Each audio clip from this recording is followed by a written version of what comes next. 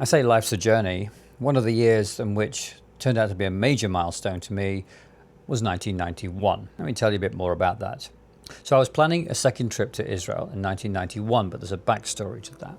Sometime during my final year of researching for my undergraduate thesis, not only was I learning about supersessionism in the Christian theology, which is the idea that Christianity supersedes Judaism. The new covenant replaces the old covenant. The New Testament replaces the Old Testament, and things are now allowed to emerge and evolve in this new format in which Christians essentially become the new Jews, thereby meaning that everything that is old is dispensable, including Jews themselves.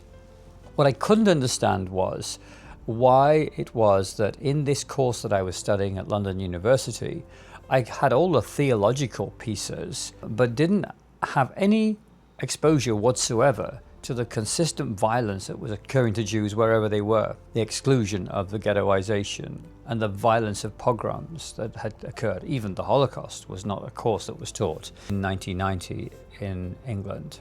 And so I was curious to know more, and my brother, who was studying to be a medical doctor at Leeds University, and because I had a business in Leeds, and I would spend time together at his home in Leeds, and one day we noticed that there was a talk to be given at Shadwell Lane Synagogue in Leeds, in which Professor Jeffrey Wiggader would speak about Jewish-Christian relations after the Holocaust. Now, he was the Encyclopedia Judaica's editor-in-chief. He was Israel's special envoy to the Vatican at a time when there were no diplomatic relations with the Vatican.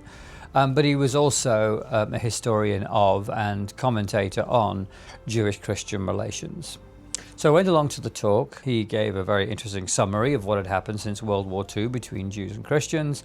And in the conversation afterwards, I told him that I was interested in learning more, because right around that moment, what I had understood was understanding what had happened to the Jews in Christian Europe was not just an interest of mine, but was increasingly becoming a calling.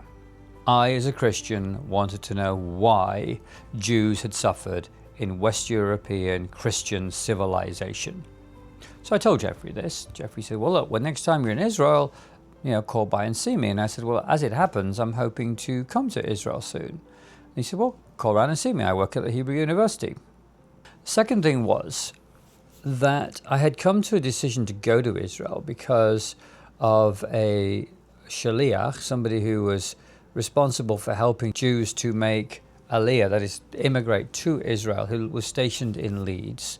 And I told him about my interest in studying the Leeds Jewish community. I was interested to know, how does one small provincial Jewish community experience anti-Semitism in the 20th century? That was what I wanted to write a PhD about. So I had gone to visit with him, and he said to me, look, if you're going to study anti-Semitism in England, one of two things is going to happen. You're going to speak to Christians about Jews, and they're going to be disproportionately disfavorable towards Israel, and you're going to experience that when you encounter and talk about that. And then when you talk to Jews, they're going to be disproportionately favorable and sometimes not sufficiently critical about what happens there. And you might want to go to Israel, spend some time, understand the issues so you know where you stand on the issues, so that at least you can be clear when you're doing your research, because it's going to appear in your research in Leeds for sure. It was great advice, by the way. The third thing that really made me very interested in Leeds in particular was I had been going into the theology department in Leeds because I was a corresponding student at London University. I used the theology department in Leeds as my library. One day I walk in there, as I'm going to go and find a book, I see a gentleman sitting in one of the corrals.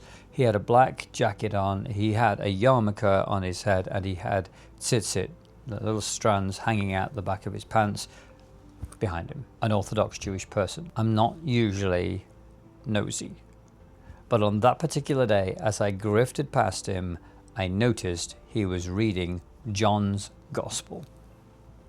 Not typical for Orthodox Jewish men to be reading John's Gospel, let alone in a Christian theology department.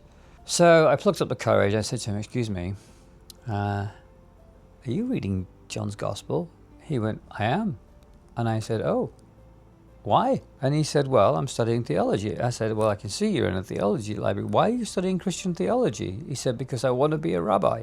I said, "Okay, let me ask that again. Why do you want to study Christian theology?" He said, "Because I want to be a rabbi in a Christian country where my congregants, my families in my future synagogue will be living as a minority in a Christian majority environment, and I feel I owe it to myself to understand Christianity well so I can help and guide and support them correctly."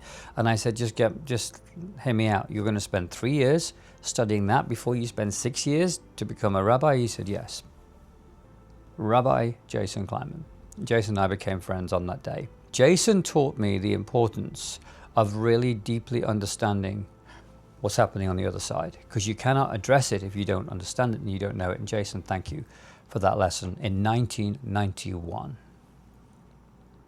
And so I head off to the airport again, and this time my brother's going too, because as a medical student at Leeds University, he had opportunity to study abroad, and he was interested in both tropical medicine and ER. And apparently there's no better place to train than Israel. So he went off to Hadassah Hospital, I went off to go and do my thing at the Hebrew University, but we got an apartment together and we went to the Bible Museum, we went to the Israel Museum, we even went to the zoo, but we spent a day at Yad Vashem. And as we walked in there that day, we had no idea that would be the day that would change our lives.